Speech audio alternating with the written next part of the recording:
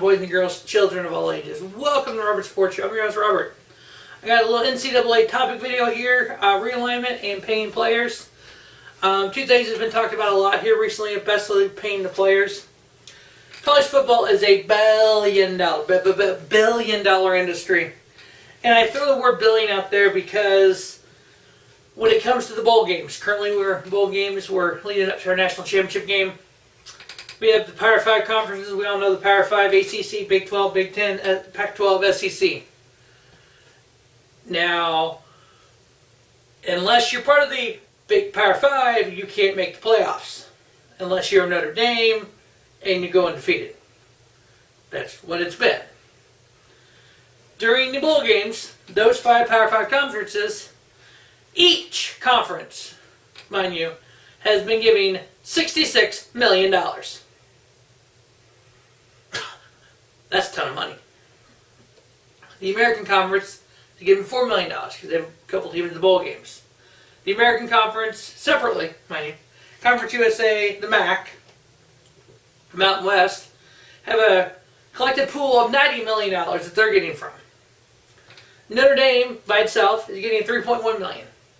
Army, BYU, UMass, has a collective pool of $1.56 million. So, the $66 million going to the Power 5 teams in each conference comes out to be approximately $5.5 million a team. I think these players need to get paid. Yes, they get scholarship. I get that. I was the one that said that too. Well, they're getting paid against scholarship. Yeah, but how many of these kids are following through with that college education? How many of these kids are going to school for 4 years, getting that degree to fall back on? They're not. It's society today. Here's what I say. We're going to use just this $66 million. This is not including any money from concessions, any money from ticket sales, from merchandise, from TV deals, any of that. This is just raw $66 million boom here. You divide that by team, it's $5.5 million. What I propose is either it be football, men's and women's basketball, because yes, you have to be equal. So football is its own little entity. Men and women's basketball is its own thing. I would throw softball and baseball in the same thing. You're playing on a diamond. Whatever the sport, you group that sport by itself. Each sport is its own category. Because you can't combine the different categories, I don't believe. So we'll look at football, and then we'll look at men's and women's. Let's do that. Men's and women's basketball. Boom. Both basketball, men's and women's. Equal. Say the program takes in $66 million. You take, so men's and women's basketball take in $66 million. You take 2% of that. Or the conference takes in, so it's $5.5 million a team. So we'll use Duke. Duke's men's and women's basketball teams combined bring revenue to the school of $5.5 million. Say that's from TV deals, say that's from merch sales, etc. Conference, TV deals, the whole 9 yards. These numbers are not accurate. These numbers are just numbers that I'm coming up with to prove a point. So they take in $5.5 million. 2% of that, which is $110,000, puts in a fund. $110,000 gets distributed among all the men's and women's basketball players. If you're the starting point guard or you're the last person on the bench, you get the same amount of money. Same way with football. You take whatever money the football team brought in. 2% of it goes into a pool. That 2% pays the players. Now, if you're the starting quarterback or you're the backup long snapper, you make the same. There is no dollar amount per position. You make boom across the board. Same way with baseball and softball. Whatever money those programs bring in, 2% goes into a pool to pay the players. Now, As for the player likeness, the player merchandise, that stuff, if you think about it, Tui Tuivasa would not be Tui if he didn't play for Alabama. We know Tui because he plays for Alabama. We know Alabama because they're in the SEC. So when it comes to player likenesses, since they are, you wouldn't really know that player unless he played for that school. Yeah, you might, but you may not. If it's something to do with player likenesses, it's 50-50. The school gets 50%, he gets 50%. If it's a personal appearance, so if the local Chevy dealership in Tuscaloosa wants to have two come sign autographs, and they charge $10 a pop, Tui gets half that money, the school gets half that money, or whatever. So if, say, they want Tui to come sign autographs at the local Chevrolet dealership in the Chevy promotion in Tuscaloosa, and they make $5,000 from that autograph session. And so I think not only does the school get money from it, the player should get money from it, 50-50. Whatever the school gets, the player gets. Have somebody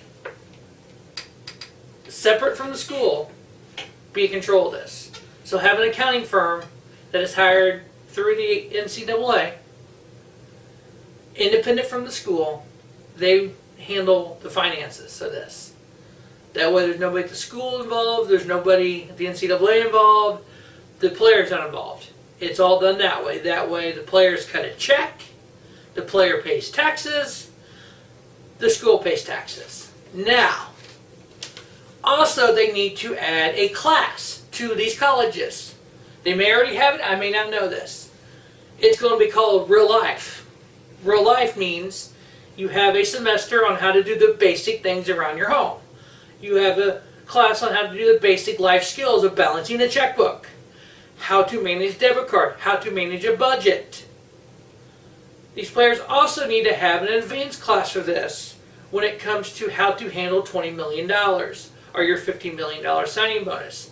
That you need to have lawyers, you need to have business people, you need to be able to manage these stocks, you need to be able to manage all this and know what is going on. And understand that from the time you're 20 years old, if you live until you're 100, there's 80 years. How much money does it take for you to live that 80 years? I've done the math. You can live on $10 million, give or take. So anybody who makes more than $10 million in a season, that is a lifetime of money in one season. They have to understand what it entails to have that kind of money. You can't just go flashy, blow it. You've got to understand the ramifications. If you do this, this is what happens. So you got to teach these young players, these young people. You're going to get a windfall of money. This is what you have to do. Not everyone has that. This is what you need to do to manage it. It gives the players a chance to have responsibility because it's a class. They get paid for their likeness and everything, but they also get to go to school. Now, by doing the realignment, we have 8 conferences. Right now we have the Power 5, we have everyone else. We would have all 8 conferences be equal. We have 16 divisions. So you play every FBS team, every FBS team plays an FCS game. Not everyone does that now. So in my realignment, you go to the robsportshow.wixsite.com. If you go on the main page of YouTube, click on the world sign, that'll take you there. If you go down into the video, on the bottom of the video where the all the information is about all the teams are listed, there's a hyperlink there. It'll take you to how I got the teams listed out. I have 8 conferences. We have the Pac-16, obviously we know where that's at. Mid-American Conference, the ACC, the Southwest Conference, Big 16, the American Conference, Sun Belt, and Southeast Conference. You can kind of get the gist of where those schools are going to be at. Now, obviously, currently we have, for example, we have the Pac-12 network. Well, the Pac-16 would take that. We have the SEC network. The SEC has that. Big 16 has a Big 10 network. So you have networks already in place that are taking in millions of dollars. you could put with these 8 conferences. 16 divisions. Each division has 8 teams. They play one FCS team a year. Boom. Opening week, FCS team for everyone. You play 7 division games. You play 4 games against the other division in your conference. We have 16 divisions. So after 12 games, we have 16 division champions. First round of the playoffs, conference championships. And then we take those 8 teams. We put them in a pool. Now, you can do this where there's 2 leagues like there is in every other sport, or you could have those 8 teams, you rank those 8 teams based on this, and this. Win-loss, point differential, etc. Have tiebreakers for those 8 teams. Those 8 teams, you go 1-8, 2-6, so 1-8, 2-7, 3-6, 4-5, boom, there's our 8 teams. We get down to 4, we get down to 2, we get down to a national champion. You take these 8 conferences we have, you get rid of the bowls. The bowl games are almost gone. So your playoffs, so you have 15 playoff games total. Those are your bowl games. I know. Currently we have 40 bowl games. What you can do is these companies that sponsor these bowl games, they sponsor your conferences now. So since they have the Cheez-Its Bowl, we have the Cheez-Its Pac-16, or we have the Chick-fil-A Mid-American Conference, or we have the, whoever sponsors that, they pay and money goes to each team. We could still have bowl games. We could still have the whoever lost the conference title game, those 8 teams could be in bowl games, or whatever you want to do like that. You can still have some bowl games and still have that time. They get you to a national champion. They get you without the freaking committee sitting there going, well, I think LSU is better than Alabama, but we know that there's times they get it wrong and there's times they get it right. More times than not, they get it wrong. But this is my opinion. This is all my opinion. So, because right now, with the 130 FBS teams, there's 65 teams in the Power 5 conferences. Half of those have the ability to win it. So out of 130 teams, you have about 30 teams on any given year, as the current sets up, that is even possibility of winning the championship. All 130 teams need the opportunity to win. That's going to make each kid better. That's going to make each school better. So now, if you're part of the SEC, and you don't have to go to Alabama for sure to be, top dog. You're going to be able to get there. If you want to go to a smaller school, you're going to be on TV. You're going to have a chance of winning a national championship. Your team may not be that good, but that's fine. But right now, if you go to, let me think of a smaller school, Vanderbilt, for instance, you really have no shot of ever winning a national championship. If you go to Tennessee, you really don't have a shot at winning the national championship. If you go to Ohio State, Alabama, Clemson, Oklahoma, more than likely you get a shot. You go to an Oklahoma State, possibility you're one of the 33. If you're at Kansas State, might as well say nope. If you're at Rutgers, nope. You want a chance. So, but hey, this is all my opinion. This is how I feel. This is what I think it should happen. I would love to hear your thoughts. Please comment below, like it, hate it, think I'm retarded, whatever it is. If you got a way to improve it as well. I just think we need to go forward. I think these players need some, because if you think about it, if you're on scholarship for anything else, golf, baseball, softball, academic, you can go out and get a job either on campus or off campus, earn some extra money. When you're playing major college basketball, men's and women's, you're playing college football, you don't got time to go get a job. That sport is your job. Get paid for it. Benefit off. You would have to have a deal where you basically, when you get recruited, you come into an Alabama, Missouri, etc., you sign a contract. Okay. Contract for this season is da-da-da-da-da-da. The money was based off the last season. So whatever the last previous fiscal year they brought in, you can do it school year, you could do it fiscal year, whatever you wanted to come up with. You could do it from August 1st through July 1st, whatever the school brought in. This is what, how it works out. You sign a contract. Now also with that, so right now, when a Nick Saban retires or a college football coach leaves, the player is kind of stuck. If that player wants to leave that school, they got to sit out a year. If you play more than 5 games in a year, you have to sit out the next year. We need to get rid of that. Not because the kids just want to randomly change schools. If you get recruited we're going with Nick Saban. If Nick Saban recruits me or my son to Alabama, we're going to Alabama because of Nick Saban. More than likely, unless you got ties to it. You're going to Alabama because of Nick Saban. You go there for a year under Nick Saban, you're like, all right, yeah, Nick Saban's awesome. He's the greatest coach ever. He's going to teach. He's going to get me to where I want to be at. Nick Saban goes, bye-bye, and leaves. Now, you have a coach that comes in, let's just say Butch Davis. I'm just throwing random names out there right now, guys. Butch Davis comes in. Fuck. He was at Oklahoma, and I told him no. Oh, shit. So now he walks in going, little Johnny, yeah, I remember you. You told me to go fuck off when I was at Oklahoma and you wanted to come to Alabama. You're not starting now. Fuck you. Does it happen? I'm going to say it does happen. Now little Johnny's got to make a choice. If I get fucked around here, and that coach knows, I play him 5 games, he's sitting out next year, he can't go nowhere. It's not really fair to that player. There needs to be a clause in this contract that says, if the coach leaves, you're able to change schools without penalty of missing time.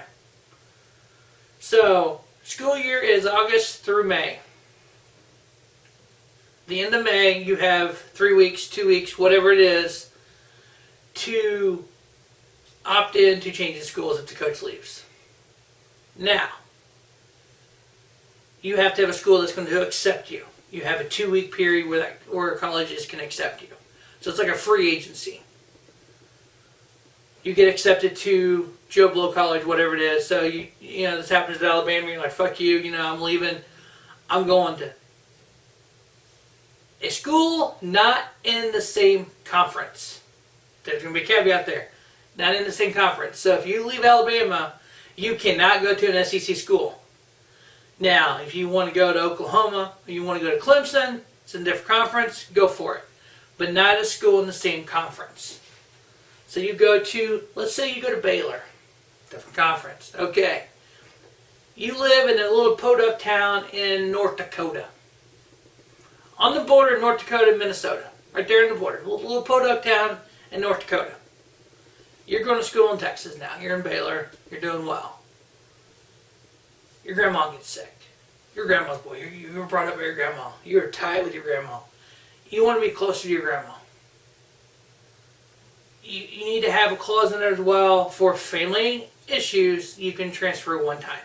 So you get one transfer for your coach leaving. You get one transfer for a family emergency closer to home, to whatever the case may be. If you want to be able to live at home, like if you want to go to UNLV and you live in Las Vegas, you can go there. That way you can commute. That way you can be around your loved ones during the time of all that.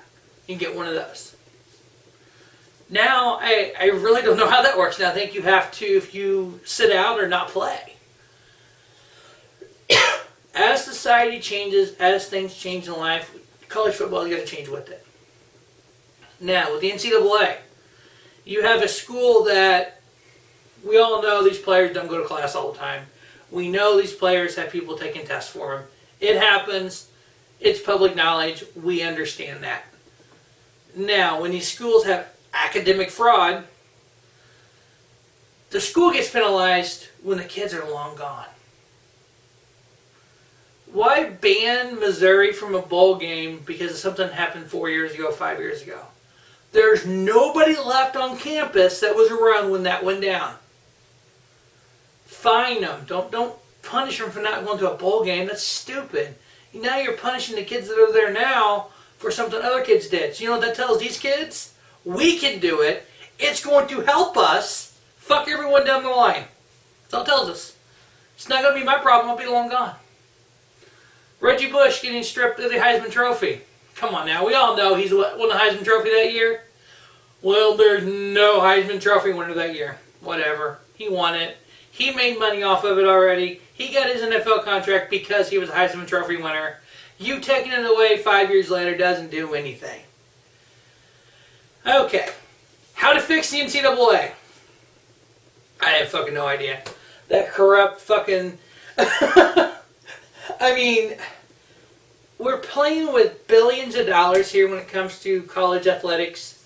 We're dealing with people's lives when it comes to these college players. These college players leave college. They go to high school, they're big men on campus. They go to college, they become big men on campus. They're given certain level of things and they don't know how to handle it, and it goes to their head. Then they get drafted either in the NBA or the WNBA or the NFL or the NHL, and they get these billion-dollar contracts. They already feel entitled because they were given everything at the college level. Now they feel entitled. I mean, it's just a revolving thing. They got to earn everything. They got to understand what they're getting. A lot of these players coming out of college don't understand the level of what they have and what rights they've given. Now, when it comes to college sports, we all know what happens at college campuses. You know, the parties, the frat parties, etc. I mean, you got to just get it, you know, but talking about your life here, guys, girls, you got to make sure you're doing the right choices, that you're financially set yourself up, understanding what's going on here. So, that's the NCAA, realignment, paying the players, a little topic video I got going on here. Again, if you like what I said, comment below. If you hate what I said, comment below. If you completely disagree with me, comment below. I would love to comment back and forth. I enjoy interacting.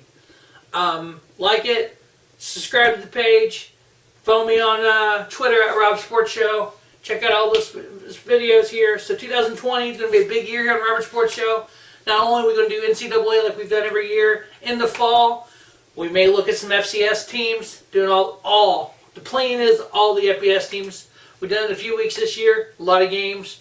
NFL, CFL, XFL. Hopefully that's the plan here on Robert Sports Show. As always, thanks for watching Robert Sports Show. Don't just have a great day. Have a spiffy day. Robert Sports Show, your YouTube leader in sports channel content.